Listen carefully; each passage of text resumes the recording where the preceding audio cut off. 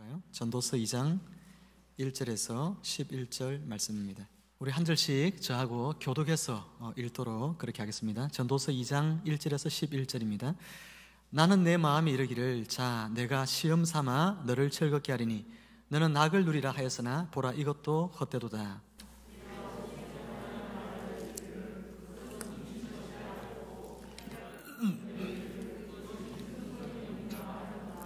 내가 내 마음으로 깊이 생각하기를 내가 어떻게 하여야 내 마음을 지혜로 다스리면서 술로 내 육신을 즐겁게 할까? 또 내가 어떻게 하여야 천하의 인생들이 그들의 인생을 살아가는 동안 어떤 것이 선한 일인지를 알아볼 때까지 내 어리석음을 꼭 붙잡아 둘까 하여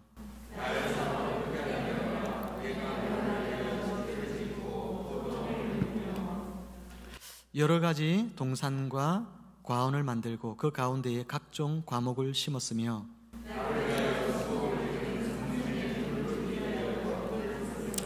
남녀노비들을 사기도 하였고 나를 위하여 집에서 종들을 낳기도 하였으며 나보다 먼저 예루살렘에 있던 모든 자들보다도 내가 소와 양떼의 소유를 더 많이 가졌으며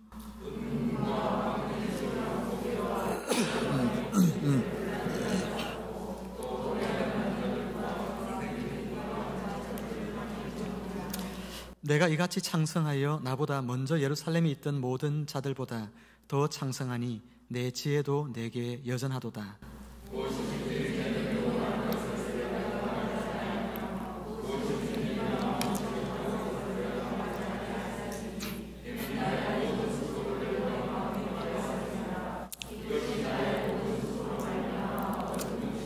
함께 읽습니다. 그 후에 내가 생각해 본즉 내 손으로 한 모든 일과 내가 수고한 모든 것이 다 헛되어 바람을 잡는 것이며 해 아래에서 무익한 것이로다. 아멘. 오늘 말씀의 제목이 참된 기쁨을 누리기 원한다면 이란 제목입니다. 우리 옆에 분에게 한번 축복해 봅시다. 참된 기쁨을 누리시기 바랍니다. 오늘 말씀을 들으실 때 주보에 있는 성경 구절들 있죠? 그것들을 좀 펼쳐서 설교 중간중간에 같이 말씀 보시자고 할 때 그거 보시면 됩니다. 주보에 있는 말씀 공동번역 개정판으로 그렇게 제가 실어놨기 때문에 우리 개역 개정에 있는 것하고는 조금 내용이 다릅니다. 오늘 참된 기쁨을 누리기 원한다면 이란 제목의 말씀 같이 나누기를 원합니다. 어떤 성도님과 이야기를 하는데 그 성도님이 하시는 말씀이 당신은 항상 기쁘대요. 제가 볼 때는 여러 가지 일들이 막히고 또 하고자 하는 그 뜻대로 일이 잘 진행되고 있는 것 같이 않을 때도 참 많이 있었는데 그런데도 항상 기쁘대요. 안 되면 안 되는 대로 일이 나중에 세월이 지나고 난 뒤에 잘 되어지면 그것이 하나님께서 하신 일인 줄 온전히 알게 되지 않겠느냐는 것입니다. 그래서 지금은 좀 안 되더라도 하나님이 함께 하시니까 하나님이 인도해 주실 것이고 그리고 하나님이 잘 되게 하시면 그 모든 것들이 하나님께 영광되어지는 것이기 때문에 지금 이 일이 좀 잘 안 돼도 자기는 기뻐할 수 있다고 이야기하면서 항상 기뻐하셨어요. 그러고 보니 제가 그분을 뵐 때마다 얼굴에 항상 기쁨이 떠나지 않는 것을 항상 떠올리게 되었습니다. 만날 때마다 웃는 얼굴이고 즐거운 표정들이었어요. 사랑하는 성도 여러분, 여러분 하루하루를 기쁘고 행복하게 살고 있습니까? 우리 옆에 분에게 한번 물어보세요. 기쁘십니까? 우리 앞뒤에 한번 보시면서 행복하십니까? 물어보세요. 답을 드려야죠. 묻기만 하고 막 고개 쏙 돌리면 모르잖아요. 한번 물어보고 답을 들어보세요. 행복하십니까? 진짜로 행복합니까?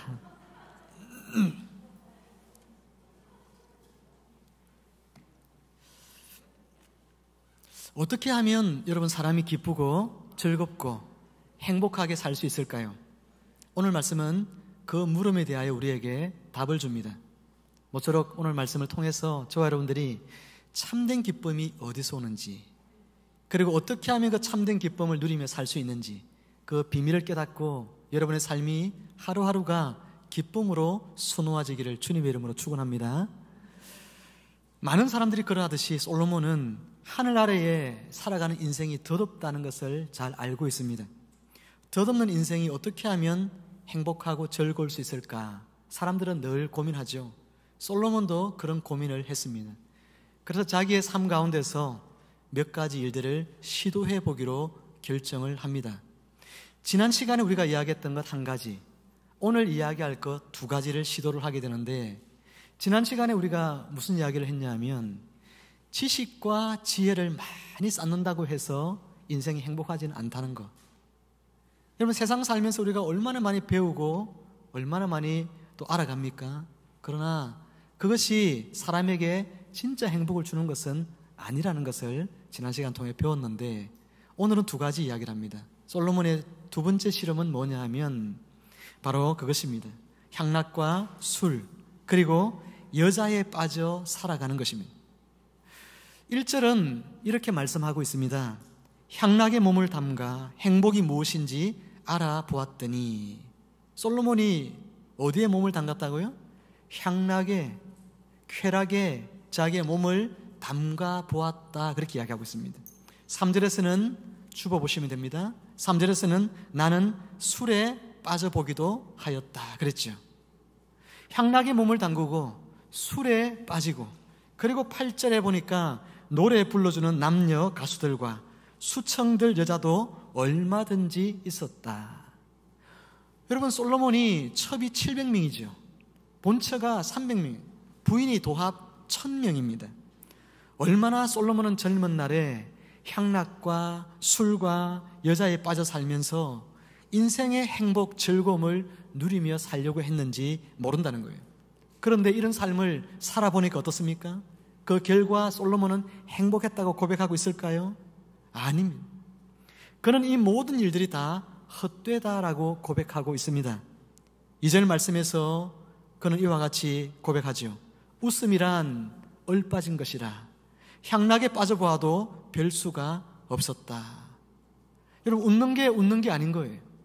술판을 벌이고 여자들과 함께 즐기고 노래를 부르면서 마음을 기쁘게 해줄 그런 무희들과 가수들이 앞에 많이 있습니다. 얼마나 사람들이 또 만담꾼들을 불러서 마음을 즐겁게 해줄 그런 이야기를 듣고 그렇게 하겠습니까? 여러분, 술판에 버려진 그 자리에 웃음꽃이 피어나고 떠나지 않지만, 그러나 마음에 기쁨이 있는 것은 아니라는 거예요. 솔로몬은 그가 쓴 잠언 14장 13절에서 이와 같은 상황들을 이렇게 이야기하고 있습니다. 웃을 때에도 뭐가 있어요? 마음에 슬픔이 있고. 여러분, 그런 경험 있는지 모르겠습니다. 웃고 있는데 왠지 모르게 진짜 내 마음은 즐거운 게 아니에요. 웃고 있는데 슬퍼요. 여러분, 그리고 즐거움의 끝에도 뭐가 있죠? 근심이 있어요. 막 즐거워하고 있는데 인생에 낙이 없고 즐거움이 없기 때문에, 진짜 즐거움이 없기 때문에 마음의 고통은 더 커져간다는 이야기인 것이죠. 그는 자신이 웃으며 즐기는 모든 일들이 얼빠진 일같이 느껴졌습니다. 정신 나간 일같이 느껴졌다는 것이죠. 행복이 무엇인지 알아보려고 했던 그 모든 시도들 끝에 찾아온 것은 그의 마음의 공허함과 슬픔뿐이었다라는 고백입니다. 사도행전 17장 18절 말씀에 보면 바울이 그리스 아테네에 여러분 전도하기 위해서 갔던 때가 있죠. 그리스 아테네에 갔더니 철학의 도시답게 그곳에 두 분파의 철학자들이 등장합니다. 하나는 에피쿠로스 학파, 또 하나는 스토아 학파, 그런 철학자들이 등장을 하죠. 우리가 잘 알다시피 스토아 학파는 어떤 사람들이죠? 금욕주의자잖아요. 자신을 금욕하면서 살아가는 사람들. 에피쿠로스 학파는 어떤 사람들입니까? 반대로 쾌락주의자들입니다. 인생의 행복은 쾌락을 추구함이 있다. 그게 에피쿠로스 학파거든요. 바울이 아테네 갔더니 그런 사람을 만났어요. 그런데 이 에피쿠로스 학파가 쾌락주의이긴 하지만 그들이 적극적인 쾌락이 있고 또 소극적인 쾌락이 있는데, 그 사람들은 적극적인 쾌락을 추구하는 사람들이 아니고 소극적인 쾌락을 추구하는 사람들이에요. 그럼 적극적인 쾌락은 뭐고 소극적인 쾌락은 뭘까? 여러분, 적극적인 쾌락은 오늘 솔로몬이 인생이 어떻게 하면 행복할까 그래서 향락에 빠지고 술에 빠지고 여자에 빠지고 요즘 같으면 사람들이 또 마약에 빠지고 이렇게 하겠죠. 그런 것들을 적극적으로 찾는 거예요. 내 삶을 행복하기 위한 어떤 시도들을 적극적으로 행하며 쾌락을 누려가려는 사람들, 그 사람들이 바로 적극적인 쾌락주의자들이라는 겁니다. 근데 여러분, 솔로몬이 언제 사람이죠? 솔로몬이 BC 970년의 사람입니다. 40년 동안 왕이 있었죠. 거의 지금부터 3000년 전에 살았던 사람인데 솔로몬이 얼마나 학식이 풍부합니까? 얼마나 경험이 풍부합니까? 그가 이 모든 적극적인 쾌락을 누리면서 인생의 행복을 찾아보려고 했는데 행복했다, 안 행복했다? 전혀 행복하지 않았다는 것이죠. 그럼 에피쿠로스 학파나 스토아 학파는 언제 사람입니까? 솔로몬보다도 700년 이상 더 후대의 사람들이란 말이에요. 그 사람들이 조사를 했어요. 에피쿠로스 학파 사람들이 조사를 해보니까 수많은 사람들이 적극적인 쾌락을 추구하면서 인생의 행복을 추구했을 때 그 결과가 어떻게 되는가를 살펴보니까 한결같이 사람들이 그 결과는 허무함으로 끝나고 말더라는 것입니다. 인생이 결국은 허무하다, 인생에 진정한 낙이 없구나, 이것을 발견하게 되더란 이야기죠. 그래서 에피쿠로스 학파는 적극적인 쾌락을 추구하지 않고 소극적인 쾌락을 추구하기 시작합니다. 소극적인 쾌락이라는 것은 무엇을 여러분 말할까요? 그것은 삶에서 우리가 겪는 고통 그리고 근심이 있잖아요. 이것들을 제거하면서 사는 거예요. 나에게 있는 근심이나 고통을 제거하면서, 그리고 또 나에게 지금 주어진 것, 여러분이 소득이 많든지 적든지 관계없이 나에게 주어진 지금 이것 안에서 만족하며 사는 것, 그래서 내 일상을 하루하루를 그냥 평온하게 유지하며 살아가는 삶, 이것이 바로 소극적인 쾌락이라는 거예요. 에피쿠로스 학파는 이것을 깨달은 사람들이었습니다.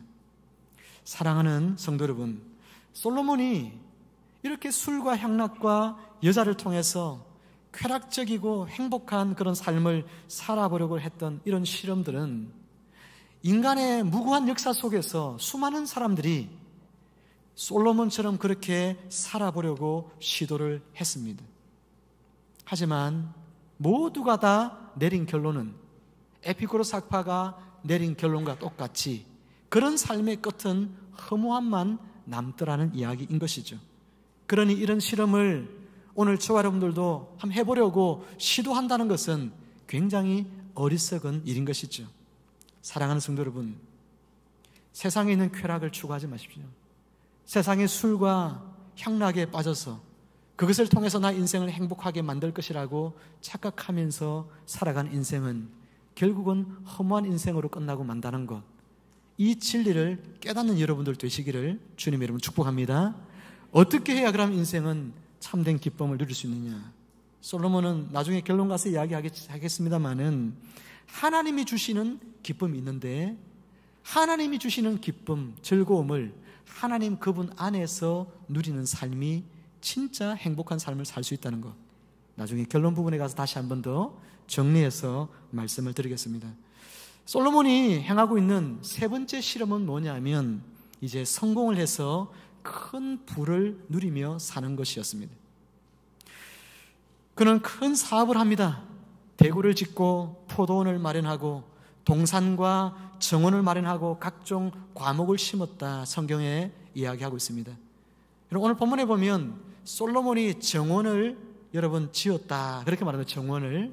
이 정원이 우리가 전원주택 단지에 가면 있는 그냥 그런 정원, 그런 정원이 아닙니다. 여러분, 바벨론이라는 이 나라에 옛날에 느부갓네살 왕이라는 왕이 살았는데 그 사람이 남유다를 멸망시킨 그런 왕이지 않습니까? 그런데 그 바벨론 느부갓네살 왕이 자기 아내를 위해서 여러분 정원을 하나 큰 걸 짓습니다. 그 정원 이름이 뭐냐면 공중정원이에요. 공중정원.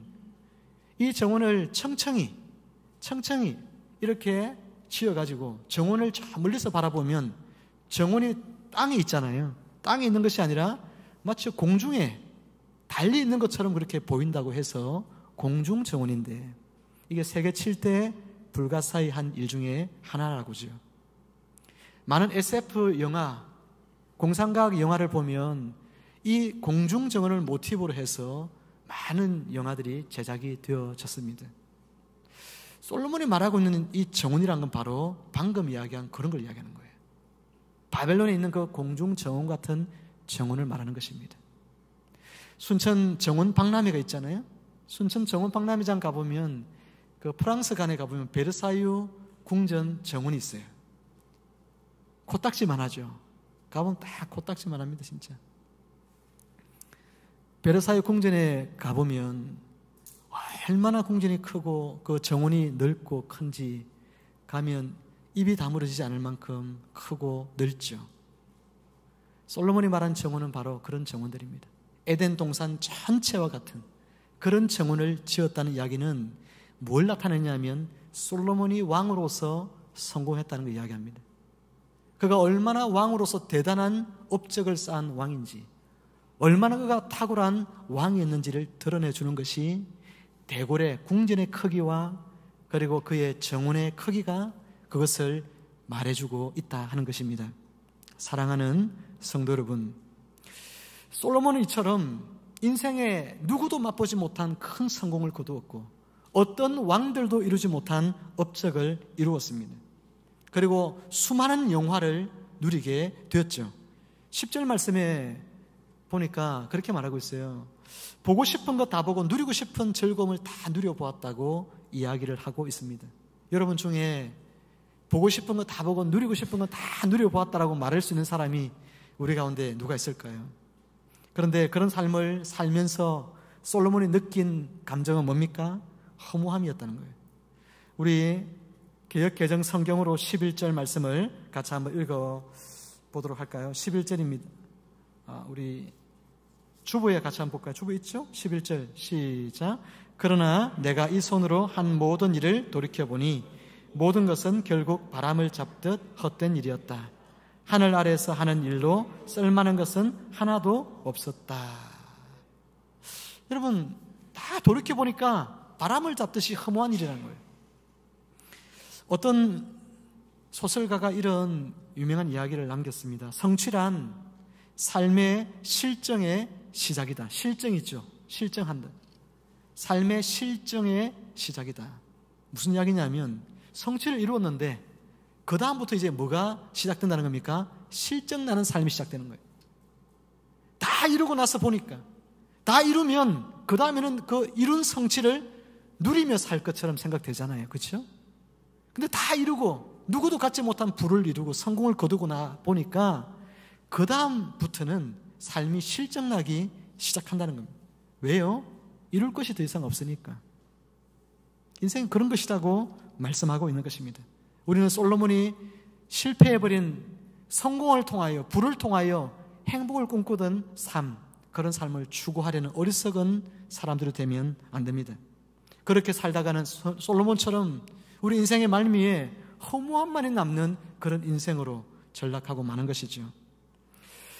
그런데 여러분, 성공한 사람들, 큰 부를 이룬 사람들이 또 내가 이렇게 다 이루어 보니까 삶이 결국은 행복하지 않다, 이렇게 말하려고 하니까 부끄럽죠. 열심히 달려왔는데 자기가 다 이루고 난 뒤에 나 사실은 행복하지 않아, 이렇게 말하려고 하니까 너무 허무하잖아요. 내 인생이 너무나 바보 같잖아요. 어떤 결혼한 연예인들이 사업가하고 결혼을 해가지고 매스컴에 크게 알려졌잖아요. 그래서 가끔씩 기자들이 그 집에 찾아가서 일상을 취재하면서 행복한 모습을 보여주잖아요. 그 나중에 보니까 이 사람이 빈털털인 거예요. 사기꾼이에요. 그런 사람 만났을 때 어떤 액션을 취합니까? 내가 행복한 척 연기하잖아요. 일정 기간 들통나기 전까지 행복한 척 이야기합니다. 왜요?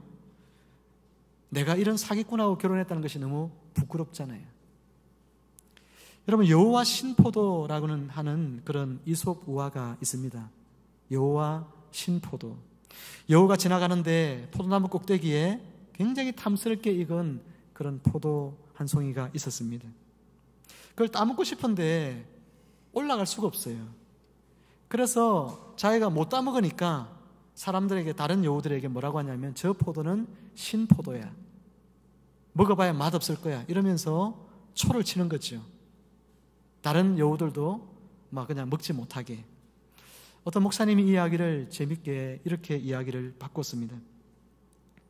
수백 마리의 여우 떼들이 모여 있었는데 그 중에 지혜롭고 용감한, 그리고 인생에 대해 뭔가 성공적인 삶을 살고자 했던 그런 한 여우가 저 포도나무에 달리는 포도를 먹어야 되겠다 생각하고 죽을 힘을 다했어.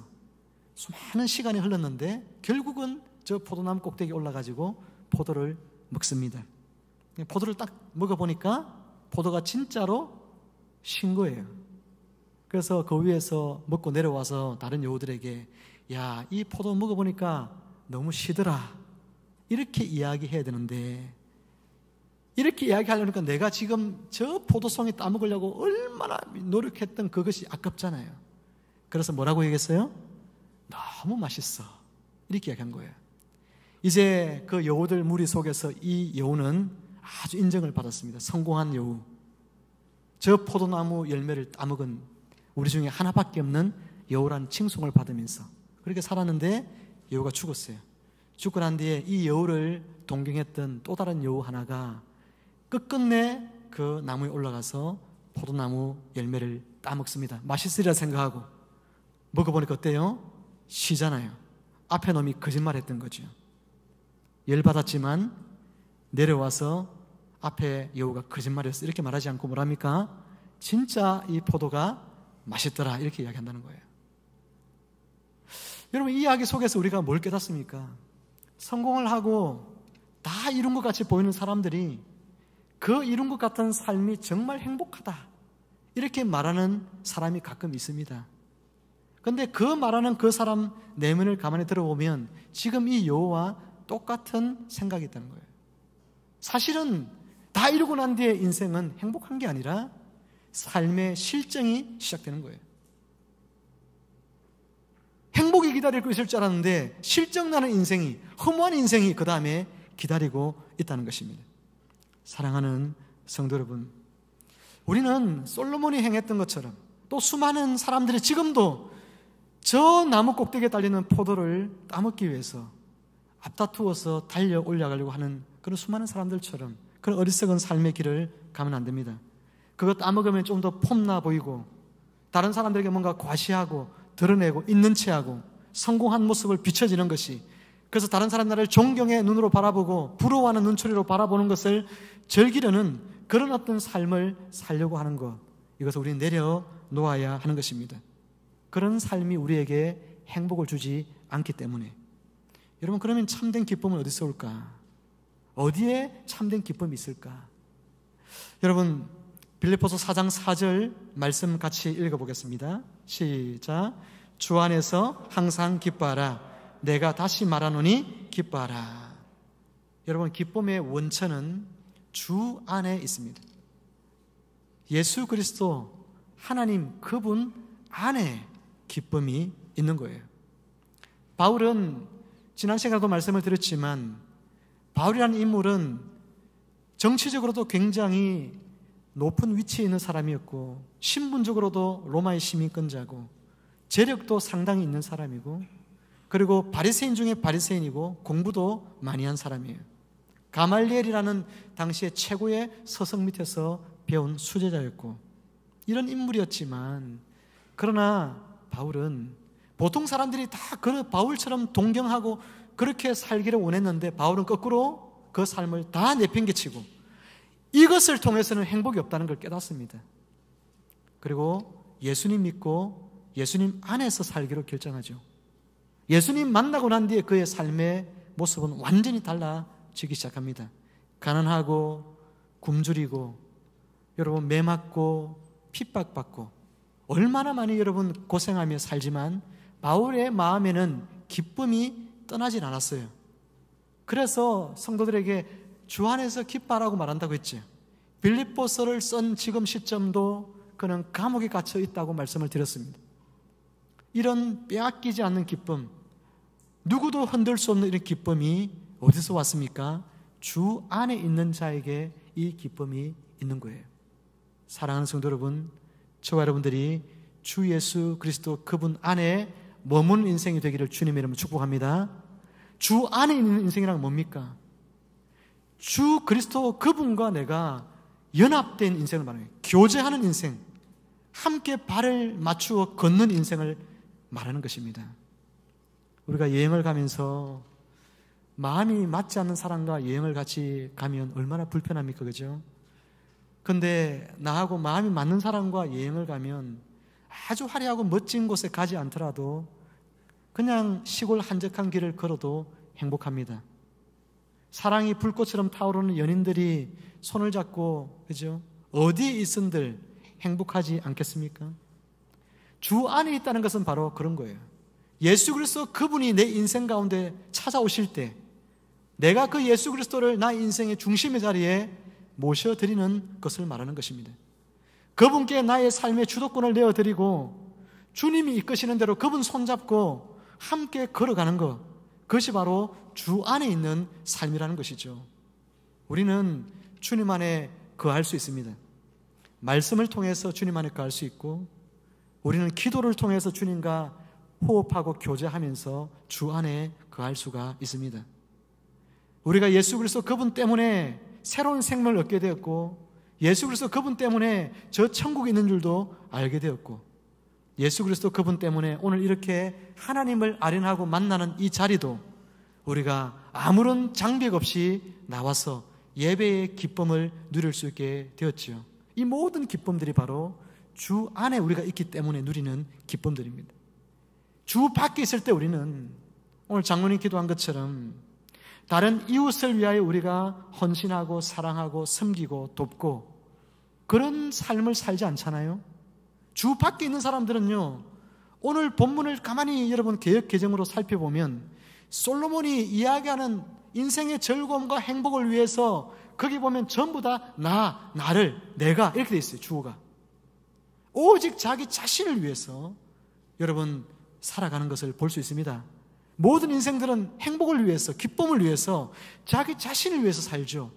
타인을 위해서 자기의 돈을 내어놓고 타인을 위해서 자기 시간과 마음을 쏟아붓는 삶을 잘 살지 않습니다. 그런데 주 안에서 우리가 배운 것은 뭡니까?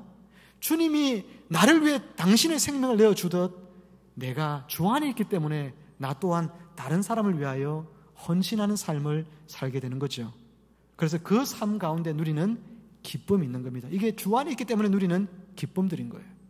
주 밖에 있을 때 우리가 감히 상상할 수 없던 그런 기쁨들이 주 안에 있음으로 말미암아 영생의 기쁨을 누리고, 하나님을 날마다 만나는 예배의 기쁨을 누리고, 기도하면 우리 기도를 들어주시는 응답의 기쁨을 누리고, 우리가 하나님 말씀대로 살려고 할 때 우리를 인정해 주시는, 의롭다 하시는 하나님의 인정의 그런 기쁨을 우리가 누리고, 다른 사람을 위하여 돕고 봉사하며 헌신하며 살아가는 그런 기쁨들을 우리가 주 안에 있기 때문에 누리게 되는 그런 기쁨들이라는 거예요. 옛날에는 술 먹어야 기쁘고, 옛날에는 향락에 빠져야 기쁘고, 옛날에는 성공해야 기쁘고, 돈을 벌어야 기쁜데 그런 기쁨이 부질없는 것인 줄 깨닫고 예수님 만난 사람들은 주 안에서 주님이 살아가시는 삶의 방식, 주님이 우리에게 요구하시는 삶의 방식을 통해서 살아갈 때 이전에 느끼지 못했던 그런 기쁨들이 우리 안에 주어지기 시작한다는 것입니다. 사랑하는 성도 여러분, 오늘도 우리가 주 안에 있는 이 기쁨을 누리는 저와 여러분들 되기를 주님의 이름으로 축원합니다. 세상의 헛된 것들 쫓아가지 마세요. 다 부질없는 것들입니다. 신기루와 같은 것들밖에 되지 않습니다. 인생의 종착역에서 후회만 남기는 인생이 되지 마시고, 오늘도 하나님의 말씀을 경청하고 솔로몬을 통해서 우리에게 주신 이 지혜의 말씀을 우리의 마음에 새겨서 우리가 주 안에 있는 자가 참된 기쁨을 누린다는 것. 그래서 오늘도 주님의 말씀 안에 거하기를 힘쓰고, 주님과 교제하고 기도하면서 대화하기를 힘쓰고, 어떻게 하면 내가 주님 손 더 꼭 붙들고 주님과 동행하며 살 것인가, 거기에 나의 모든 초점을, 에너지를 쏟아 부을 때 우리의 일상의 모든 순간순간들이 다 행복하고 기쁜 순간들로 채워진다는 것, 이것을 믿고 여러분의 삶이 살아갈 때 여러분의 삶이 오늘도 내일도 또 모레도 날마다 주님 주시는 기쁨으로 충만하게 되어질 줄 믿으시기를 주님의 이름으로 축원합니다.